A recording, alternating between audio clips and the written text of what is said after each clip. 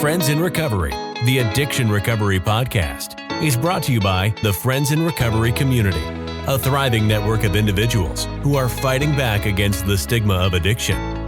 Join our hosts as they speak up about the real issues of addiction, treatment, and recovery. Friends in Recovery, the Addiction Recovery Podcast, is available on Facebook, Podbean, iTunes, and YouTube 24 hours a day, 7 days a week. Now, here are your Friends in Recovery.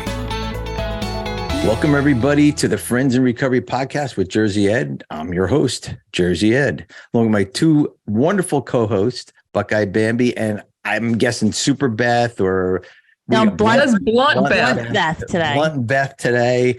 We're going to change her name every week, I'm guessing. So I have to put an empty space here. So it is great to have both you ladies back in the same room.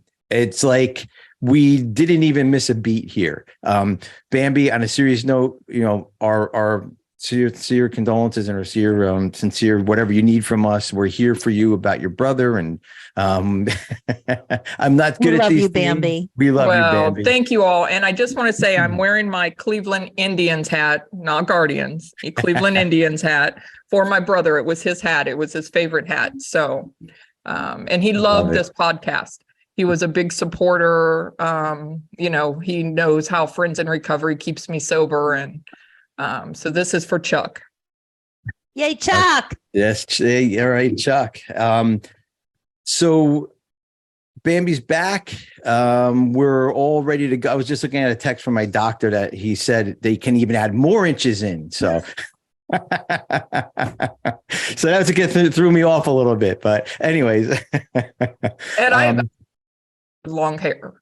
You have long hair? The talking about, your hair extensions. Yes, my hair extensions. That is it. Absolutely. The doctor said they can do something about this. So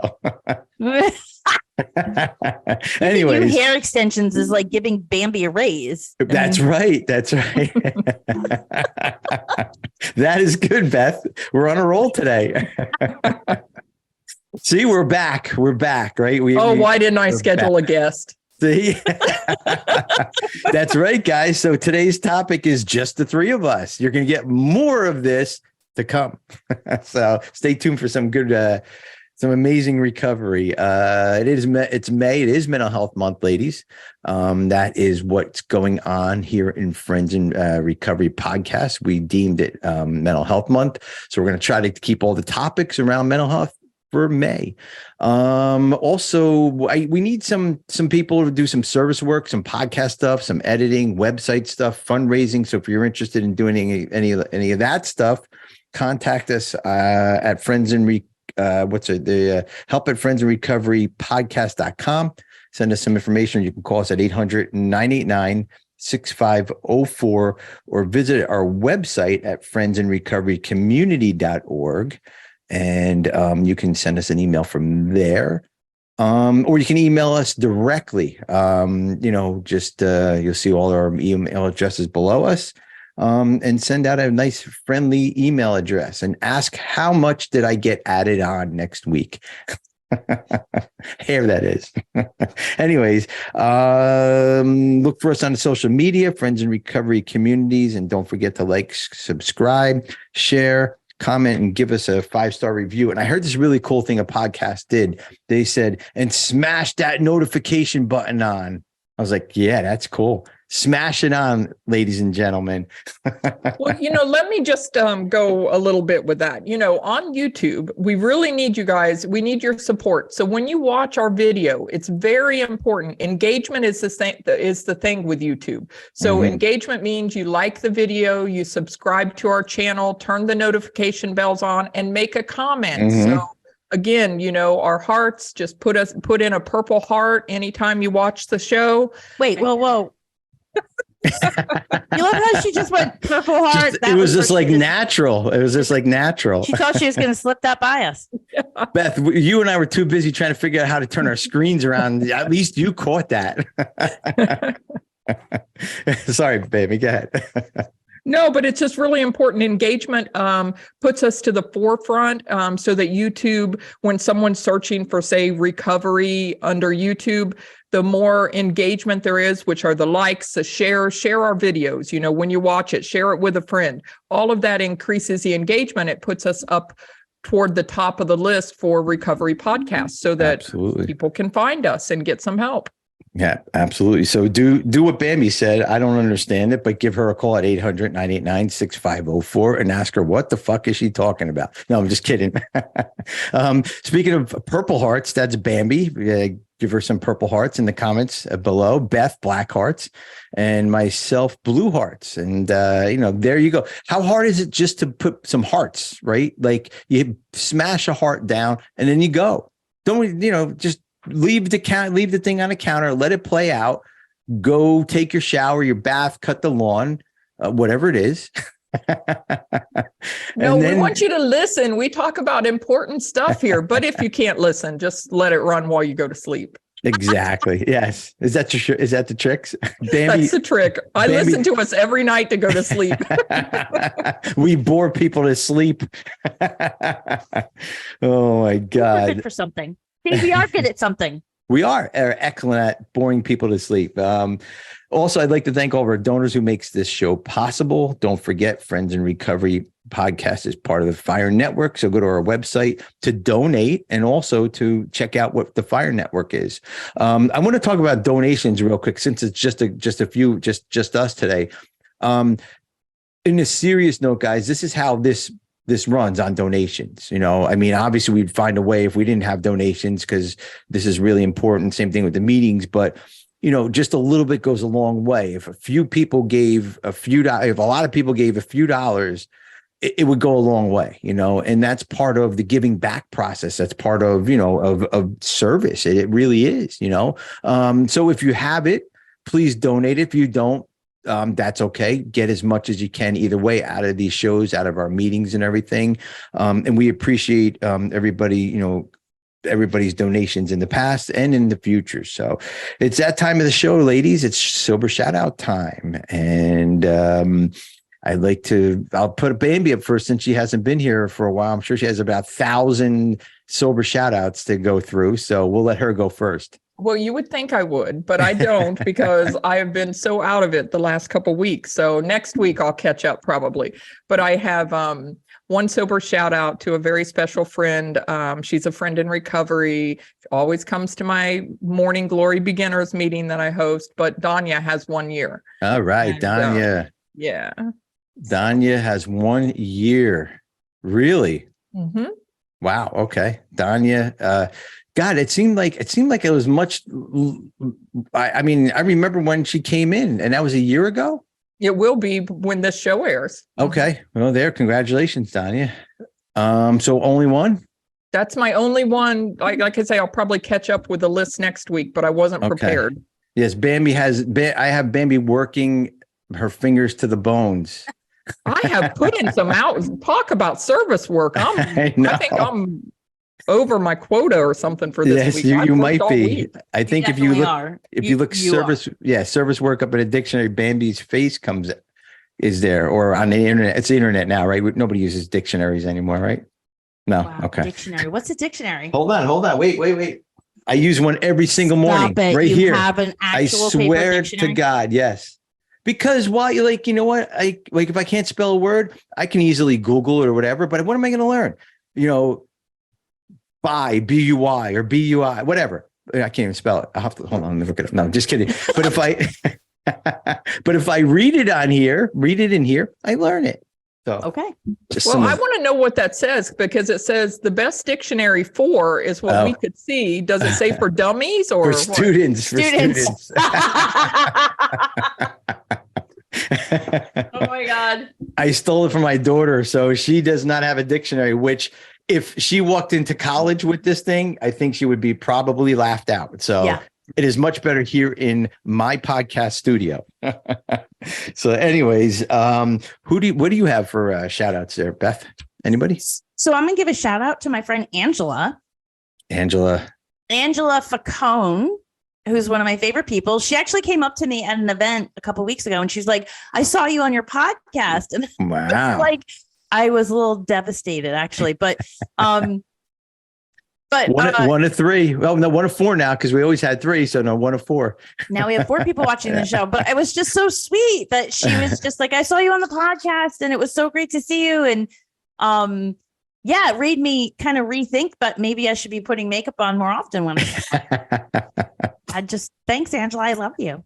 There you go. You have an admirer now. So and it's not my husband. There you go. There you go. You don't have a stalker yet. Wait till you get a stalker. Anyways, we'll cross that bridge when it comes. So Angela, and then we have Danya, and I have I want to, of course, Carl and Chelsea. Of course, that's standard. Please go check out their podcast. Shout out to them, big time. They have great shows. They, do a great job over there. So SoberPod, go check it out. SoberPod.com. Go listen to them. Carl has some good sobriety, man. I can tell you that. Like when I listen to him, I'm like, shit, I wish I knew that stuff, So anyways, he's also writing a book, guys. He's writing a book called 366 fucking days of the year.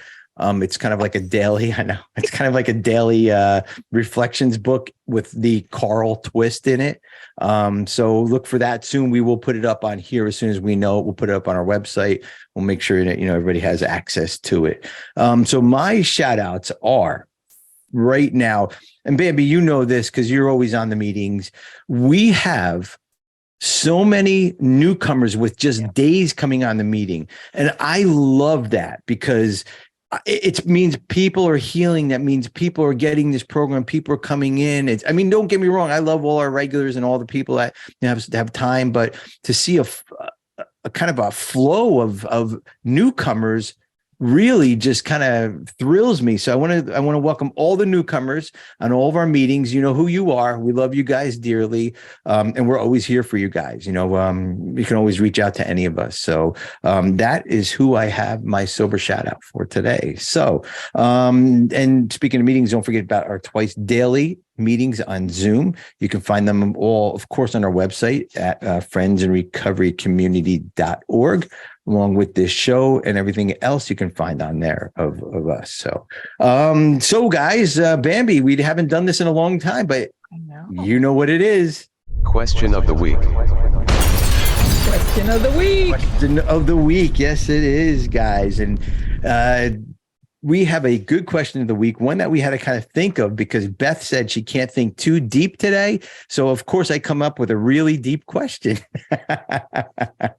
So the question of the week today, guys, is do you feel you have enough time for self-care and self-compassion, or do you always feel rushed or stressed? Let me read that again in English. Do you feel you have enough time for self-care and self-compassion, or do you always feel you're rushed and stressed?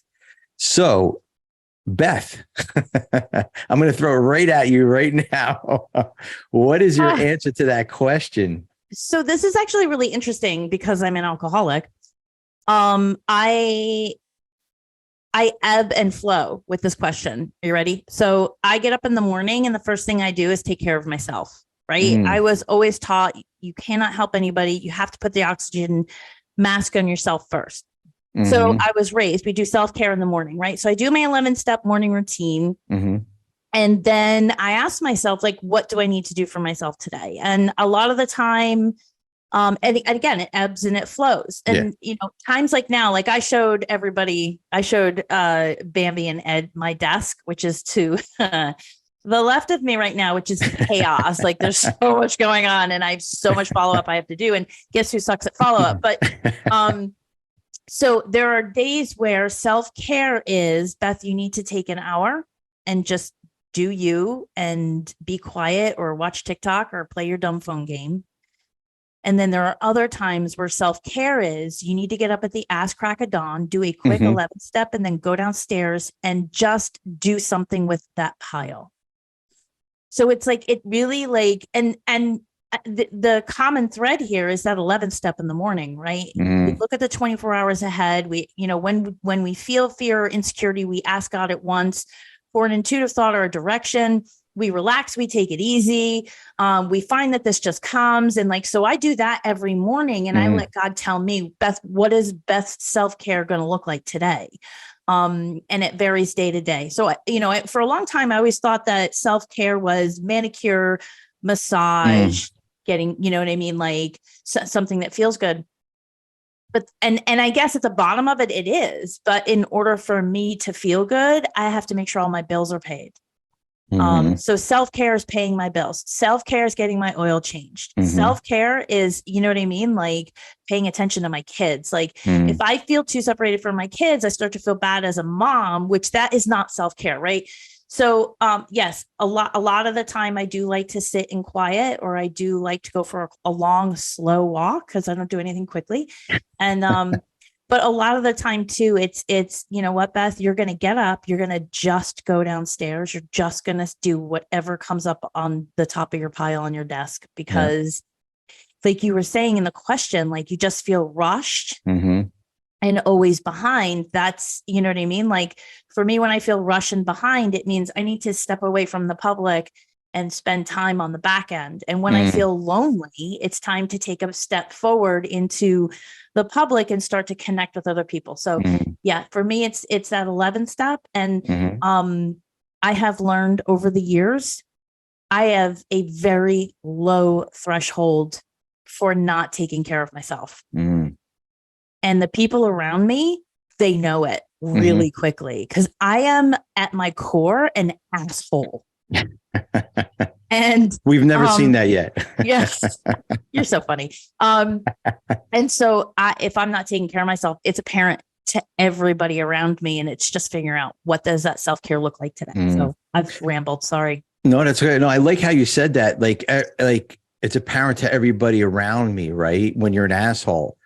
That is good. Think about that, because you're not an asshole all the time. They can identify when you're being an asshole, right? So can you, so can, but seriously, I mean, think how far you've come, right? How far you've come, and all of us come, that we can identify ourselves when we're being an asshole. Because when I was out there, when I wasn't working these steps, I was an asshole all the time. I couldn't identify myself one way or the other. I love how you said that. Thanks, Beth. It's just, and I don't mean that in a bad way. I just mean that's huge growth in recovery. That's what it is. Yeah. And then on top of it all, saying that I can be an asshole. I mean, how tough is that? When I was drinking, I was never, I was always right. Fuck you. I'm not an asshole. Fuck you. I'm going to fucking punch you in the face. I'm not an asshole though. So every comment I just made there, I was a total asshole about, but we don't see it that way when that self-care and that growth and all that happens. We are able to understand that, we point that out and cut the asshole shit right out as quickly as possible. Right. Yeah. My sponsor always tells me that God only wants one thing for us. And it says it in the book. God only wants one thing for us: to be happy, joyous, and free. And it is our honor, privilege, and responsibility to figure out what's actually going to make us happy, joyous, and free. Absolutely. Absolutely. Thank you, Beth. And you can ramble on like that anytime. So that's all we have for the show today, guys. I'm just kidding. Not that Beth took up all the fucking time. Let's see. No, I'm kidding. Bambi, how about you? How would you answer that question? Do you feel you have enough of time for self-care and self-compassion, or do you always feel rushed and stressed? For the most part, I feel almost exactly like Beth. I have to put that oxygen mask on first. So first thing in the morning, I have to have my routine. I got out of my routine for a while and went to the gym before I did my readings and stuff. And it didn't work. I was that asshole, and I noticed it right away. It took about a week and a half. And I'm like, what is different? Why am I feeling this restless, irritable discontent, And it's like, no, I need to rearrange and go back to my norm. But I feel like I do pretty well as long as I silence those notifications from Ed. I have a lot of time for. Yeah, I'm the only notification that she turns off. So yeah. No, but it is real important to keep, for me, a daily routine. While I was at my brother's, of course, I'm out of a normal routine because I'm not in my house. He's dying. I wanted to spend as much time as I could with him before he passed. And, but first thing, I had to keep my readings up. I tried to hop on the meetings and at least listen when I couldn't join. Those are important things. And if I can't do that, I feel myself, I feel all those character defects pop up. So, but for the most part, I think I'm pretty good. I keep into my routine, and I do a lot of self-care with, again, my alcoholism, number one. I have to do that first, or else I'm not good for the rest of, my other things like eating healthy and drinking my water and, but I got to do the readings. I got to talk to my sponsor. I have to reach out to other alcoholics. Those are key things for my mental health, speaking of mental health month. So yeah, absolutely. And this is a good mental health question. That's actually why I brought it up, because it's a perfect mental health question to segue into what we'll keep talking about as mental health. But we have to kind of stay into that that kind of self-care, because it does affect myself and others during the day. I can see that. And again, the key word here is I can see that today. I don't have to be wondering, did I piss him off? Did I say something wrong? Or, like Beth said, that 11th step, just, kind of monitor what's going on in your life that daily, right? I never did that before in my life. Monitor what's going on. I'm the best guy in the world. Everybody should be walking around on eggshells around me, but not today. Thank God, I can identify, those character defects in my life, as far as that goes. So this question, I love this question, guys, because I do a rigorous morning routine. Starts at 4:00 in the morning and ends around about 7 now, because I'm not running. So I added a couple other things into my life. And the cool part of this long routine, the first hour of my routine is a lot of meditation, a lot of deep breathing, some tapping. And right away, right, I could sense that I'm not feeling, when I'm meditating, I'm not feeling good, or I'm not feeling right. And I can work it all out in that meditation. I can work it all out while I'm sitting on the couch. If I have a resentment, or if I'm hanging on to something from yesterday, I can work it all out. And it's kind of like an 11th step, I guess, working it all out in that meditation and just letting it all go. Because by the time I'm done with everything and going to get my cup of coffee, I feel so good, right? I feel amazingly good, and it's just that that's simple for me. I don't know if you guys hear my dogs barking, but they're going off in the background. And then the second part of my routine is moving. Like moving, motion causes emotion, right? And once I start moving, I know I said this a lot in the past, and I do a morning dance, right? While I'm making my coffee, I turn on Alexa and tell her to whatever song, and I dance. I don't let anybody see it, right? But I dance in the morning. And you don't go on a Zoom meeting, and I don't go on a Zoom meeting naked and whip it around. No, I do not do that. So that's good. We saved that for our friend that came on today. But that's kind of my morning routine, and I'll journal and read and all that stuff. That's part of the morning routine also. But I had to kind of add a couple things into my routine, because my running is not gone. And that's the other thing, guys. And we're all talking about it right now. A morning routine is just part of our lives, right? Because if we can't do it one day and that falls out, then we're screwed. Like, then how do we rely on something? But there's other things, like my running. It fell out in December. I couldn't run, but I am strong in all parts of my life. I'm not just, I just don't rely on my running or my faith or my recovery or my kindness or my service work. I do all of it as a whole.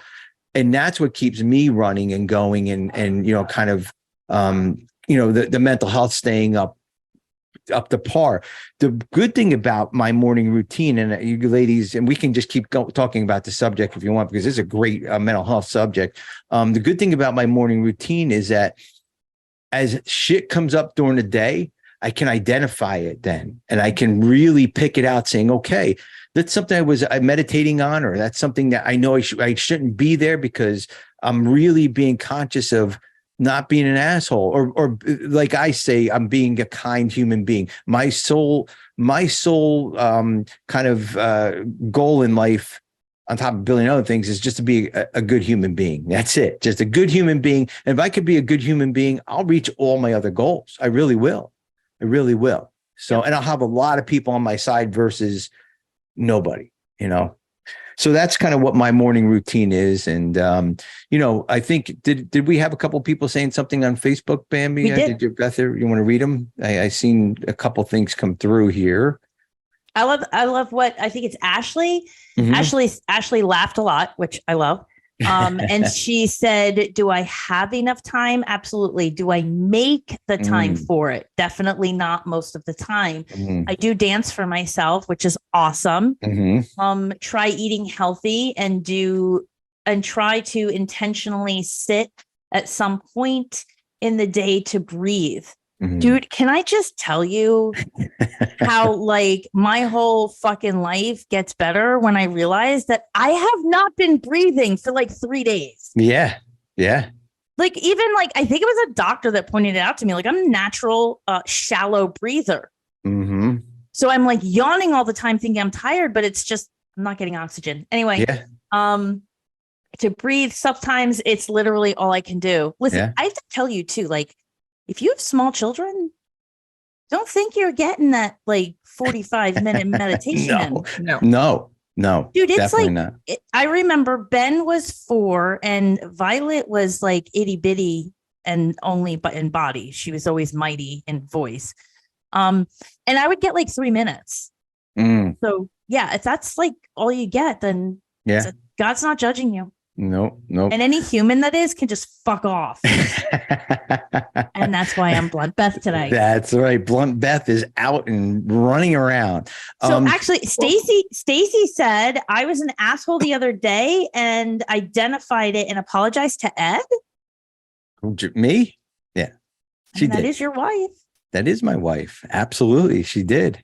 So she just apologized. No, I'm just kidding. No, we were in a rush and stuff went down. I didn't even look at it that way. She just was just in a, different state of mind. And, the other thing too, guys, and that's a perfect example of this. And, I know others now, right? I know other people's feelings now. And with a comment said, whatever she said or however she was acting, I didn't let it affect me, number one. And number two, the most important part is I didn't come back at her because she was being that way. I just let it go because this too shall pass. We'll get through it. We'll move on and it'll be okay. If I chose to get into it with her, what are you being an asshole, back and forth? How long would that go? Then she goes off and she's mad at me and I'm sitting here. No, it just died. And it's okay. That is a huge part of my recovery too, is letting things go.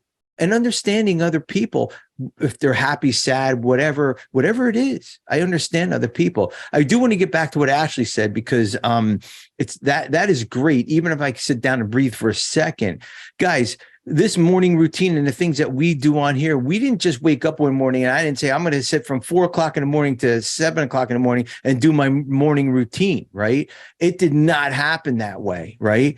It slowly happened that way. Let me tell you, if you can get up 5 minutes, 2 minutes early, right? That's a win.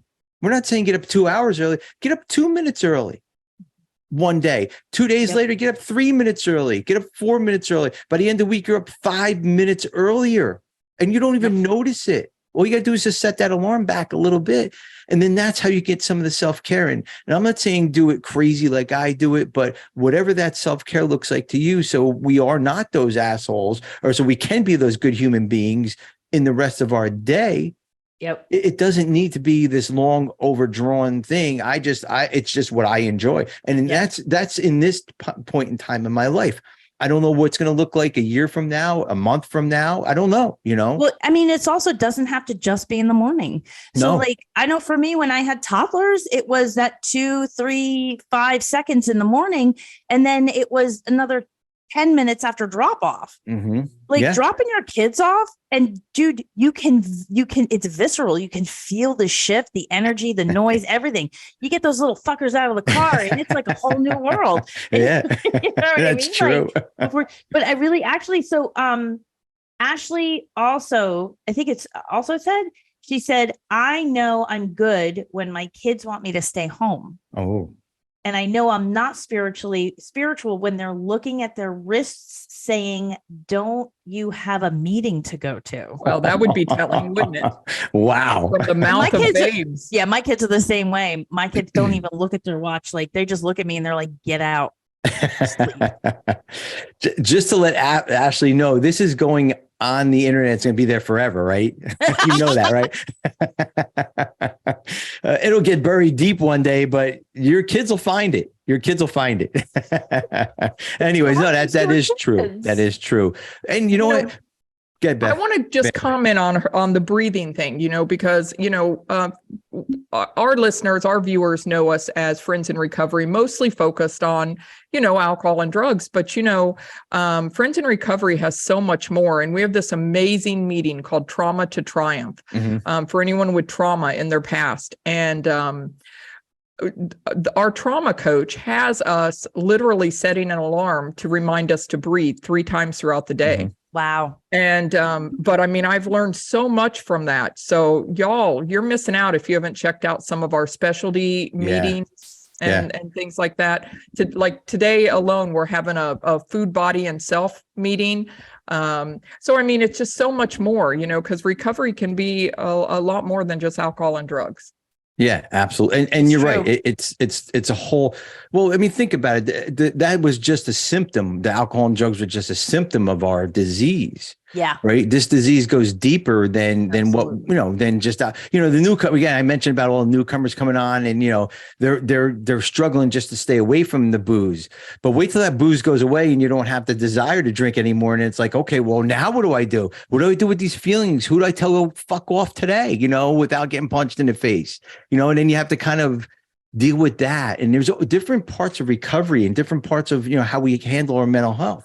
Yeah. And, the newcomer just battles with just staying away from the drink and the drug, at the beginning. Yeah. And I think it's interesting. Like you look at the history of AA, right? Any of the 12-step processes. I mean, it even says it in the big book, like AA was the answer to all my problems. Like that's not true.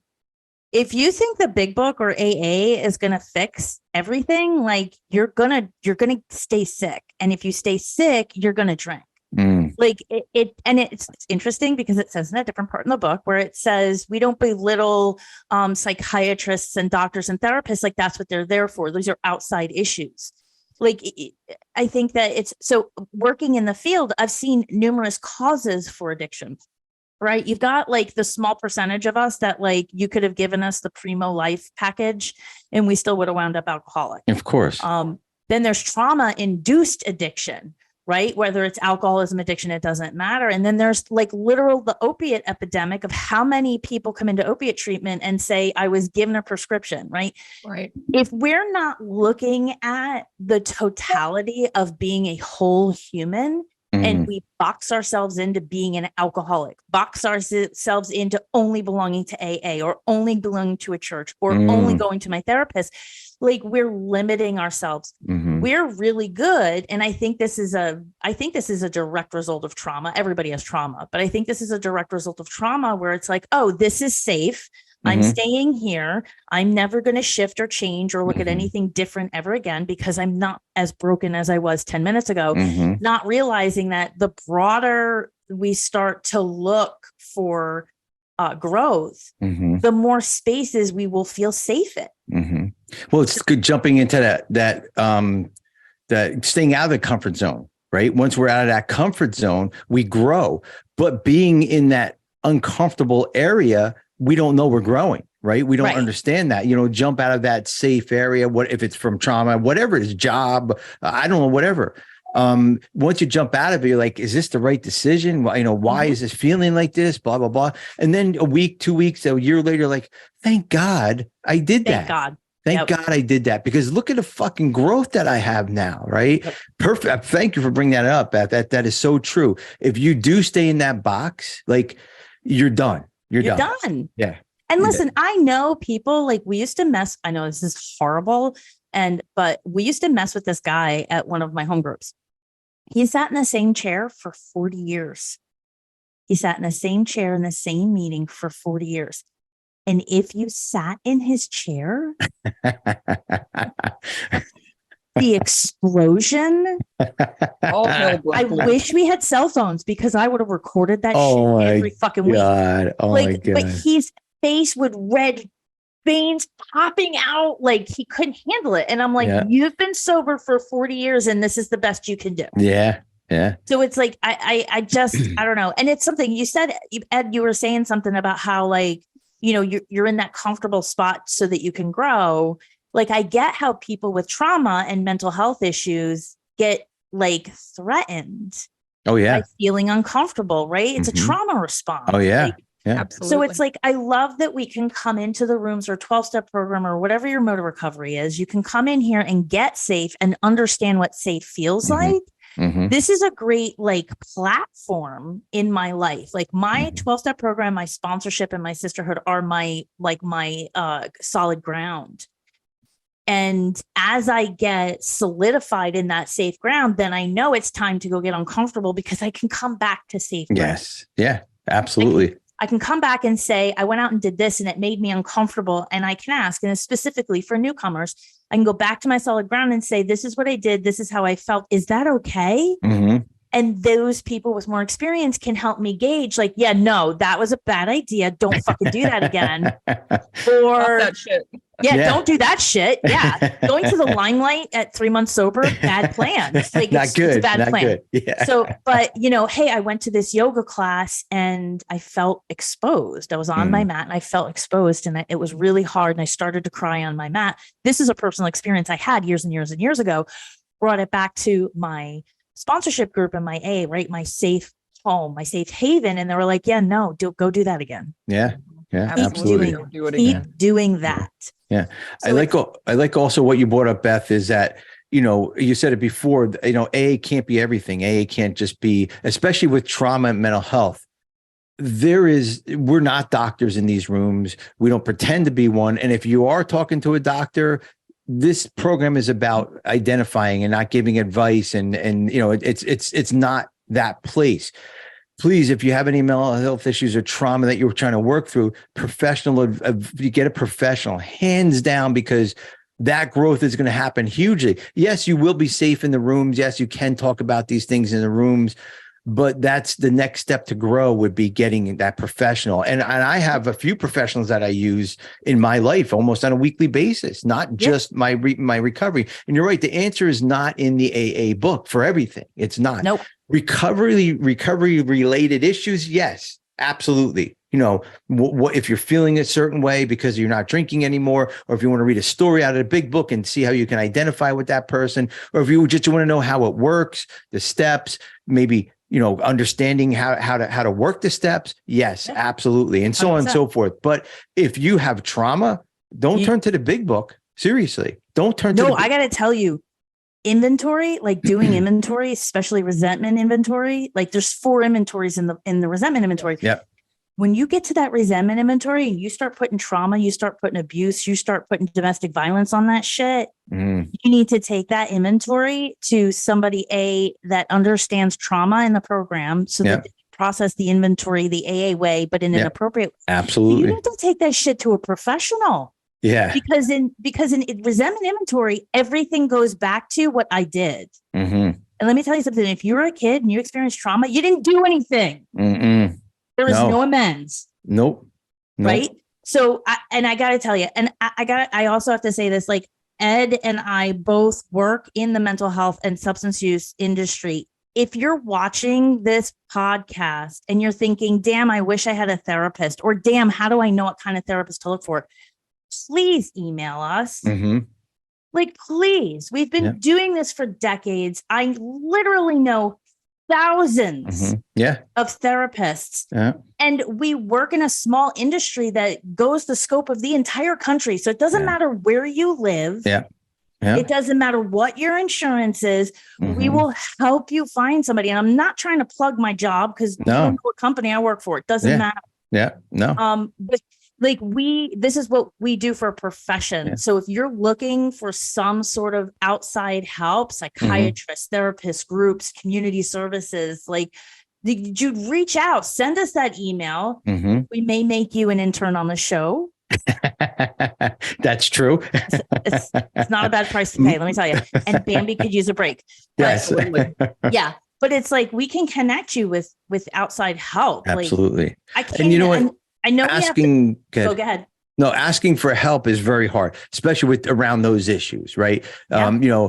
Being, kind of all those issues that come with trauma. It's hard to talk to somebody about that. And you can't keep it inside. You have to get it out. And again, AA is a wonderful place to do that. But like you said, the next step has to be, for your mental health is a professional, hands down. And again, this is just the opinion of us. This does, please, by no means is this 100%, but each and every one of us lived it. Each and every one of us has a professional in our life. Each and every one of us grew from that professional in our lives, along with AA and everything else.